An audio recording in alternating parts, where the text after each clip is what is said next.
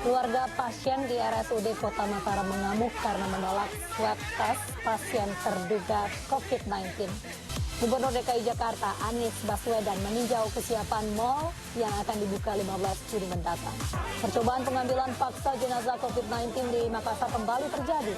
3 orang provokator ditangkap. Halo, selamat malam pemirsa. Lonjakan kasus positif COVID-19 terus terjadi di tanah air. Tak hanya DKI Jakarta, lonjakan terjadi di Jawa Timur dan juga Sulawesi Selatan. Ironisnya, lonjakan terjadi justru saat sejumlah daerah melonggarkan pembatasan sosial. Inilah Ini Semalam selengkapnya bersama saya, Mirva Suri. Pemirsa, karena tidak patuh untuk tetap di rumah saja saat pandemi COVID-19, sekelompok remaja yang diduga hendak tawuran di Kota Medan, Sumatera Utara ditangkap polisi. Petugas bahkan sempat bersitegang dengan orang tua salah satu remaja yang tidak terima anaknya akan dibawa ke kantor polisi. Keluarga pasien di Rumah Sakit Umum Daerah Kota Mataram mengamuk karena menolak tes swab. Sejumlah petugas kepolisian pun bertindak tegas dan mengamankan situasi. Keluarga pasien N, wanita berusia 55 tahun asal lingkungan Pandansala, Kota Mataram mengamuk karena menolak untuk dites swab COVID-19. Pasien terduga corona ini sempat dirawat dan diisolasi di ruang Graha lantai 5 nomor 6 RSUD Kota Mataram karena mengaku sakit lambung. Namun petugas medis RSUD Kota Mataram mencurigai pasien terpapar virus corona dan memberitahu pihak keluarga. Namun keluarga pasien tak terima hingga akhirnya terjadi keributan. Petugas Kecamatan Cilandak Rabu pagi menggelar rapid test massal untuk ratusan pedagang Pondok Labu Cilandak, Jakarta Selatan.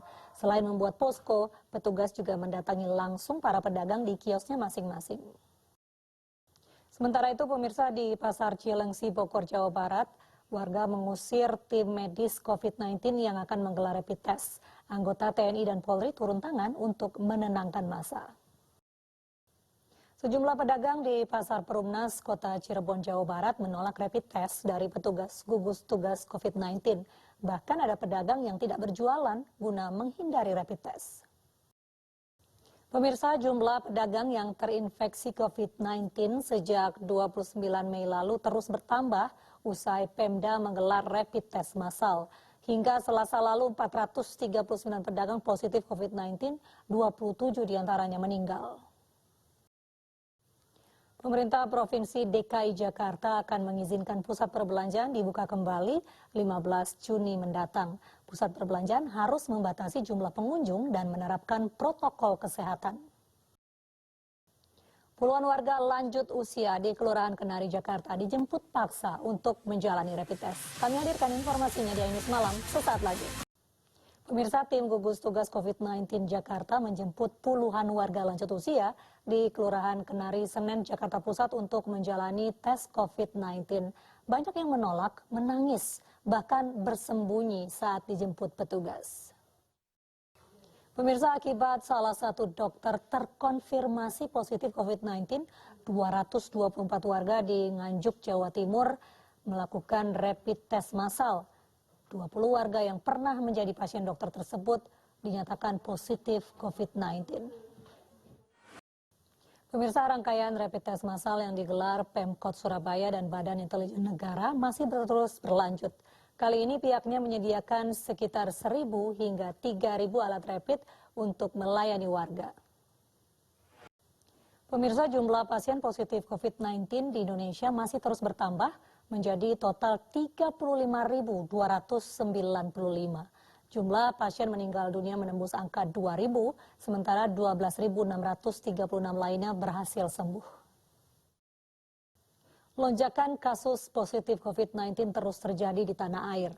Tidak hanya DKI Jakarta, lonjakan terjadi di Jawa Timur dan Sulawesi Selatan. Ironisnya, lonjakan terjadi justru saat sejumlah daerah mulai merelaksasi aturan pembatasan sosial. Lalu apa penyebab kasus baru positif COVID-19 terus bertambah dan kapan akan mencapai puncak lalu landai? Kami hadirkan kembali cuplikan dialog dengan pakar matematika Universitas Padjadjaran, Yuyun Hidayat, dan juga guru besar Fakultas Kesehatan Universitas Airlangga, Windu Purnomo, dalam program iNews sore tadi. Unjuk rasa transparansi dana desa dan anggaran COVID-19 di kantor Bupati Muna, Sulawesi Tenggara berlangsung ricuh. Kami hadirkan informasi selengkapnya usai jeda berikut. Pemirsa, unjuk rasa transparansi dana desa dan anggaran COVID-19 di kantor Bupati Muna, Sulawesi Tenggara berlangsung ricuh. Pengunjuk rasa dan petugas Satpol PP saling dorong saat petugas akan memadamkan api dari ban bekas yang dibakar oleh para pengunjuk rasa. Percobaan pengambilan paksa jenazah COVID-19 di Makassar, Sulawesi Selatan digagalkan polisi. 3 orang yang memprovokasi keluarga ditangkap polisi. Pemirsa, demi mendukung sosialisasi percepatan transisi ke masa new normal, khususnya di Sulawesi Selatan, iNews menggelar webinar Leader Talk iNews bertajuk Sulawesi Selatan Menuju New Normal yang diikuti pemerintah Provinsi Sulawesi Selatan dan Kota Makassar, serta sejumlah pengamat. Dan berikut beberapa petikan live webinar Leader Talk iNews yang dipandu oleh Kutsiah Firdausi dan Nana Jamal dari Jakarta dan Makassar. MNC Peduli menyalurkan bantuan alat pelindung diri untuk tenaga medis di Rumah Sakit Gotong Royong, Surabaya, Jawa Timur. Bantuan APD diharapkan bisa memaksimalkan pelayanan tenaga medis dalam merawat pasien COVID-19. Pemirsa, mari kita dukung para pejuang kemanusiaan dengan peduli melawan penyebaran virus corona. Bantuan bisa disalurkan melalui rekening yang tertera di layar televisi Anda.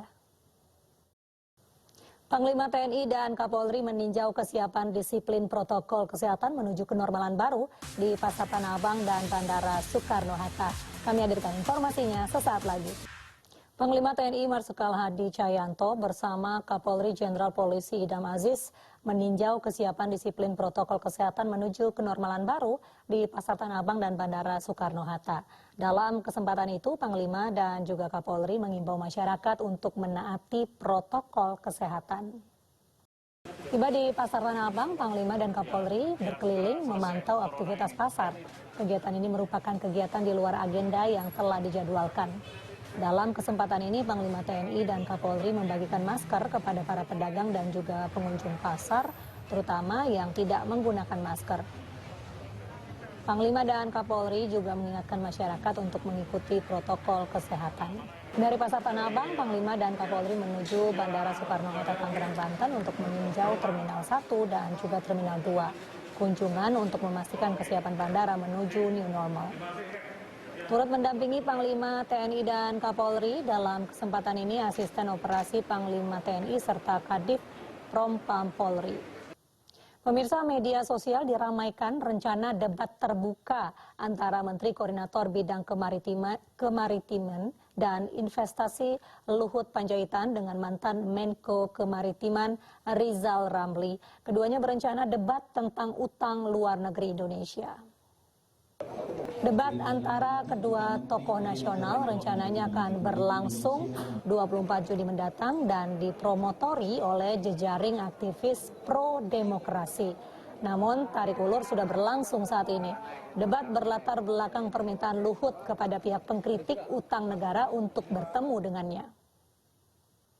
Bendahara Umum Prodem Don Adam Syah Wahab yang akan menjadi promotor debat antara Luhut Binsar Panjaitan dengan Rizal Ramli mengatakan debat terbuka nanti bertujuan untuk mencerdaskan bangsa. Namun hingga saat ini baru pihak Rizal Ramli yang bersedia mengikuti debat. Dua penyerang penyidik KPK Novel Baswedan dituntut 1 tahun penjara dalam persidangan yang digelar hari ini. Jaksa menilai keduanya bersalah atas penganiayaan berat kepada Novel Baswedan. Pada persidangan yang digelar di Pengadilan Negeri Jakarta Utara siang tadi, Jaksa Fredrik Adar menyatakan kedua terdakwa bersalah karena menganiaya Novel Baswedan sehingga luka berat. Tuntutan 1 tahun kepada kedua terdakwa membuat tim kuasa hukum Novel Baswedan kecewa dan menganggap peradilan sebagai sandiwara. Sidang akan dilanjutkan kembali pada Senin 15 Juni mendatang dengan agenda pembacaan pledoi atau pembelaan. Polisi masih mendalami penyebab dan juga motif tewasnya seorang bapak dan dua anak di Desa Gembong, Balaraja, Kabupaten Tangerang, Banten. Kami hadirkan informasi selengkapnya usai jeda berikut. Pemirsa, Anda kembali di News Malam. Petugas mengawal ketat aksi prarekonstruksi kasus pembunuhan anak kandung terhadap ibu di Desa Menasah, Panton Labu, Kabupaten Aceh Utara, Aceh. Pembatasan jarak garis polisi untuk mencegah kemarahan warga. Polisi masih mendalami penyebab dan motif tewasnya seorang bapak dan dua anak di Desa Gembong, Balaraja, Kabupaten Tangerang, Banten. Hingga kini 4 orang saksi sudah dimintai keterangan, sementara seluruh jenazah berada di kamar mayat menunggu otopsi oleh tim forensik Polresta Tangerang. Pemirsa, mengetahui istri yang dinikahinya ternyata pria, warga di Lombok Barat, Nusa Tenggara Barat melaporkan dugaan penipuan ke polisi. Penyamaran istri korban terbongkar saat malam pertama pernikahan. Puluhan ibu rumah tangga di Jombang, Jawa Timur melapor ke polisi karena tertipu arisan online. Korban merasa tertipu puluhan juta rupiah setelah seorang wanita penggagas arisan online tersebut menghilang. Bayern Munchen mencapai final DFB Pokal untuk kali ketiga beruntun menyusul kemenangan atas Eintracht Frankfurt. Kami hadirkan informasi selengkapnya sesaat lagi. Pemerintah Malaysia memutuskan untuk membuka kembali sejumlah kegiatan setelah penurunan kasus COVID-19. Masyarakat di Malaysia kini sudah bisa melakukan perjalanan domestik, berbelanja ke pasar tradisional hingga memotong rambut di salon. Kita ke informasi olahraga, pemirsa. Bayern Munchen mencapai final DFB Pokal untuk kali ketiga beruntun menyusul kemenangan 2-1 atas Eintracht Frankfurt. Robert Lewandowski tampil sebagai pahlawan kemenangan berkat golnya. Pemirsa, informasi tadi menutup jumpa kita dalam iNews Malam. Akhirnya saya Mirva Suri dan kerabat kerja yang bertugas undur diri. Terima kasih sudah menyaksikan iNews dari rumah saja. Tetap jaga kesehatan Anda. Selamat malam, sampai jumpa.